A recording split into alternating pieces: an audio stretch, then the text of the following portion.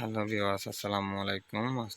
আজকে আপনাদেরকে দেখাতে আসলাম আমাদের অবি এগ্রো ফার্মের যে ঈদ পরবর্তী সময়ে খামারে কী ধরনের গরু আছে। একটা হাড্ডি সার, একটা হচ্ছে ছোটো হচ্ছে যে সার বাছুর, যেটা আমরা সেল করব। এটাও আমরা ইনশাল্লাহ সেল করে দিব। এরপর আর একটা আছে হাড্ডি সার, যেটা দেখতে খুবই সুন্দর এবং শিং মাথা খুবই সুন্দর।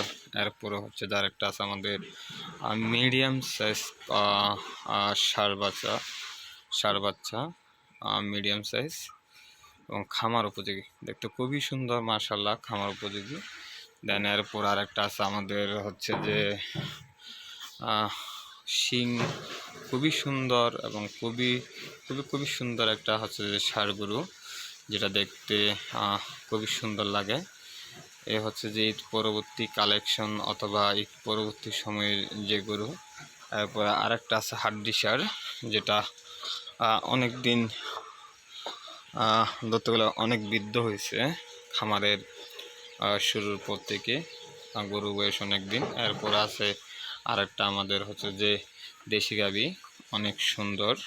এরপর দেশি গাভী থেকে পাওয়া আমাদের অবি এগ্রো ফার্মের সেই লাকি বাচ্চা, যার বয়স হচ্ছে যে 3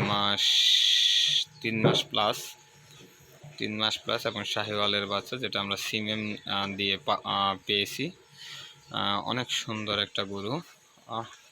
এ হচ্ছে যে ঈদ পরবর্তী কালেকশন আমাদের অবি এগ্রো ফার্মের ঈদ পরবর্তী কালেকশন, যে আমরা গরুগুলো এইভাবে রাখি এবং এইভাবে আমাদের গরুগুলোর হচ্ছে যে কাজ হয়। যে ঈদের পরবর্তী সময়ে আমরা আমাদের খামারের গরুগুলো এইভাবে রাখছি মাশাআল্লাহ। এছাড়াও আমাদের আরও 3টা হচ্ছে যে ছোটো ছোটো ষাঁড় বাচ্চা আছে, আপনারা দেখতে পারেন। সেই ষাঁড় বাচ্চাগুলোও খুবই সুন্দর। একটু আপনাদেরকে সেদিকে নিয়ে যাচ্ছি।